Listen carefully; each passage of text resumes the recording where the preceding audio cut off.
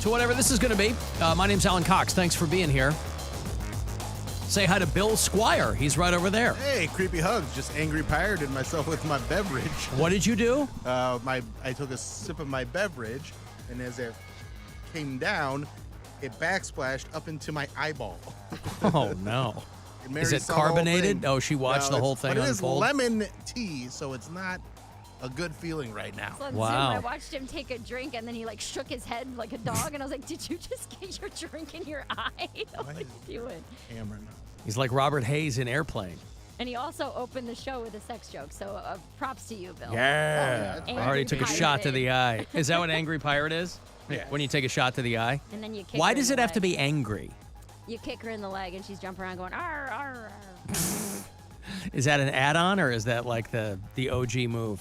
So it's like a pirate leg, like a peg leg. Okay, I didn't know if And you then added have that one or eye if closed. okay. No, that's Because if it was just the shot to the eye, I was like, why does that have to be angry? The angry pirate. Mary Santora is right there in Midtown. Yo, Not Midtown Cleveland, of course. I guess we have an area of town called Midtown. is there a Midtown Cleveland? Yeah, it's over by Asia Town, I think. Isn't that considered Midtown? Yeah.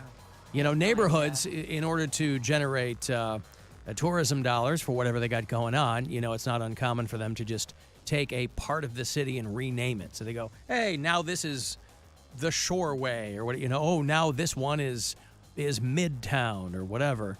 I don't know if that's what they did over there, but how was the Huey Lewis thing? Did you find somebody to go with you? End of the show last night, Mary gets passed a couple of tickets for the Huey Lewis Broadway show.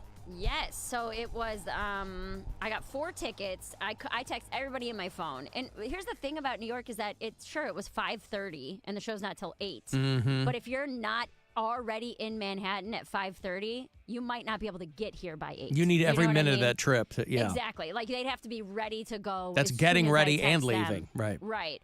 So I didn't end up actually finding anybody. So I took the tickets and then I just went to the show and I was like trying to hand them out. Now, Broadway is right off. You're like, of who need Times one? Who need Square. one? Yeah. Well, I was like, it's right off Times Square, so I look like a scammer. And I was like, does anybody need extra tickets? Like, I swear it's real. Like, I had my iHeart badge. I'm like, I work for a radio station. Like, I'm not trying to scam anybody. I just don't want these tickets to go to waste. Then they really walked away from you. I work for a radio station. They saw that iHeart logo and they made a beeline away from you as fast as they could. Well, most people just avoided eye contact or like, already got tickets. Thank you. Oh, yeah. And I ended up. It was like you were barking again. Yeah, there was a girl standing by a lamppost. She's like, I'll take one. I was like, okay, you don't look like you enjoy theater, but sure. And then there was a guy behind me, an older man, real skinny. Like, he almost looked sick. And he was talking about how much he loved theater and how he won, like, some kind of a lottery to get tickets to come to this performance tonight. And I asked him, I was like, well, where are your seats? And he was like, way up in the back. I was like, well, here, take these. They're like orchestra. But aren't they going to You'll be just sitting have next to you? Yeah, I was like, you'll just have to sit next to me. I mean, it's a quiet performance. I didn't think, you know. And then there was one guy, like 3 people in front of us who heard me having that conversation. Flamboyantly gay dude by himself. He turns around and he's like, I'm alone. Like, I want a seat upgrade because he had done the same thing. It wasn't a ticket lottery, but it was like a last minute day of discounted purchase for, Right. what's it called? Impaired view or Uh-huh. partial view. Yeah. He's like, I paid $25 and I have to sit behind a post. So, yeah, I'll take your extra ticket.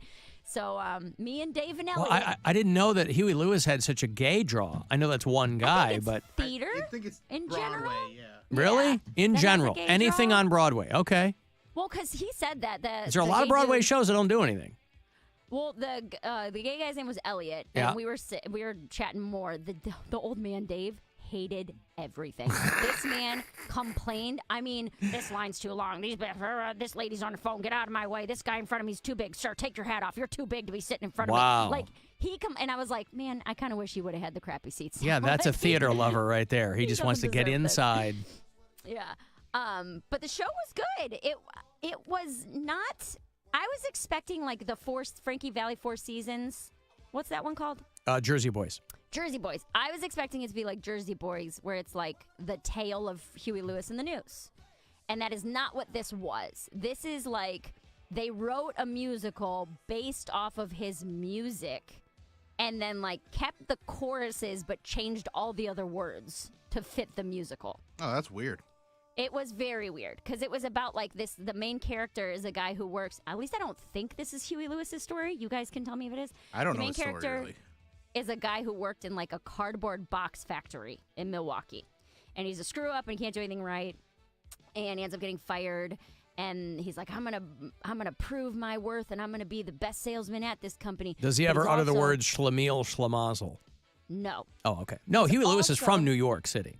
Okay, so then this isn't his story. So this is about a guy who works in a cardboard box factory. He's a screw up, can't do anything right. But he's also in a band, right? So the band's going nowhere, his job's going nowhere. So he like starts making moves for both, and then he ends up like, it's the tale of how, you know, he starts to become successful at both of them, and how he has to make a choice between, do I want to be this executive salesperson who fell in love with the owner's daughter of this cardboard box factory, or do I want to go on tour and have it all with my band? So the Huey Lewis music is just the underpinning of this separate story? Yes, Okay. Yes, which was strange. Yeah.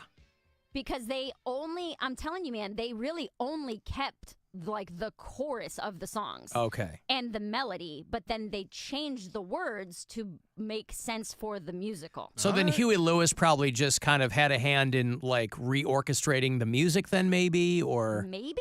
Okay. He's probably like, how much you paying me? Okay, Right. have fun. It was Do what you very got to do. Well, they call those jukebox musicals now, right? Where they just take the songs and throw them in and maybe a little bit doo-wop, but no, that's was not the Huey fun. Lewis story. Yeah. It was It just was a little like- bit weird getting used to them not singing the right words. Well, I also don't know the right words. That's a good point, too. But like I could tell it wasn't about, I don't think he had many songs about cardboard boxes and moving to Chicago. Was And Dave the old being in guy love. grumbling that the words were different? Yes. Yeah. Well, probably. I moved away from him. We had 4 seats and only 3 of us, and there were 2 giant black dudes sitting directly in front. Like these guys could have been sumo wrestlers. I don't know how they fit in the seats. They were so big, but they were directly in front of where our seats were. And I was able to move further out, so I was like on the corner and could lean around them. But the other 2 guys did have to sit directly behind those 2 giant dudes. But it was fun. Like the musical itself was fun. The dancing was incredible. The singing was great. But I would not go see it again. I didn't love the music because not only do I not really like that style of music, it's not the actual music. So even if I Right. would have recognized one of the songs, now it's changed about. You were 2 know, degrees of separated from Yes. all of this. But I mean, it got a great response. Everybody was into it. Like it was well received. It got, I don't know if all Broadway shows get a standing ovation at the end, but this one did. Usually they do. I will say this: we are friggin' spoiled having Playhouse Square in Cleveland, and Playhouse Square rules. I knew it was like, oh, it's the second largest, theater district outside of New York. But I didn't realize how good it was because, like, I walked into this theater and I was a little bummed out. Like, it was one of the smaller theaters. It's not as beautiful as, like, the Palace or the Hannah, and I was like, oh, this is kind of a bummer. And, like, Elliot, the gay guy, and I were talking. He's like, I can't believe this is your first Broadway show, blah, blah, blah. And when he's like, what do you think? I, like, explained to him, I was like, I've seen I'm from Broadway- Cleveland, sir. Well, yeah, that's kind of how it sounded because I was like, I've seen Broadway productions. I've seen Wicked. I've seen the Newsies. Like, I've seen Jersey Boys in prettier theaters than this, And with the same cast, I would assume, I don't There's know a if they- touring cast, but Oh, okay. it's also every time I've seen a touring cast, they're phenomenal. So It was great. I've never had a bad time. Yeah, there's a seeing reason they something send in them out on the Cleveland. road. Yeah. But yeah, it was fun. The dancing was great. Everybody was so hot, and like I don't know if it was just for this Attractive one or temperature? both. Okay. They were like sweaty, but no, attractive. Like even the backup dancers. I mean, full ripped abs. Oh, yeah. Oh, yeah. In the Like, production. oh I thought you meant my like the God. people at the show. No, I'm like, no, wow, what? absolutely Not. No, in the production. Oh, Like, yeah, and well, I it's a get Broadway it. This is production. like, this is what they do. Yeah. But they were also, it's set in the 80s, so everyone's in like spandex. So I think that helped that I was like, oh, you can see every muscle on every single person's body. But yeah, it was fun. The They dancing don't do was great. a lot of productions like that where they hide their body, like they like showing off bodies. Because even The main ones- guy rarely had a shirt on. Yeah, and if like- he did, it was a cutoff. Aladdin or any of the plays, there's always a reason for somebody to wear less clothes than they need to. Yeah. Yeah, it was fun. The choreography was awesome. That was great. I mean, they did a lot with the stage. They like used the props. It was a very good production. Did not love the music and would not go see it again. Now, will you see the follow-up? It's called Huey Lewis and the Newsies. Yes. All right, good. But Very first show only- I ever saw, very first time I went to New York, Times Square, I saw Aladdin. I haven't And it seen was, that yet. actually, it was on 42nd Street, so it was called Aladdin and Out. Ooh. And it was in one of those porno theaters. But it was, listen, the abs were there. The music was just as good. Yeah. Yeah. Well, and this is something I wanted to ask either of you if you've seen the Book of Mormon. Yes. Is it fantastic? It's incredible. Love it. I've heard nothing but great It things. is so funny. You don't See, like I dirty hate jokes, musicals, though. but it's, yeah, you don't like, Is it real dirty? yeah, it's the Book of There's- Mormon. they- It's about they- Mormon boys coming of age. Well, there's a lot of very strong language, we'll put it that way. Okay. But I think it's well done, and it's really, really funny. I remember, so I saw that when I was dating, I don't know, like 4 girlfriends ago, and there was an old lady just dying laughing. Like, dude, old people have dirty minds. dude, she was losing her They've mind. seen a over it. lot. There's a song that uses the C word a lot, and yeah, it's clever and it's funny and it's dark, but it's great. A texter said that Huey Lewis was on The Daily Show a couple of weeks back talking about this. He'd been working on it for a number of years. Oh, So, okay.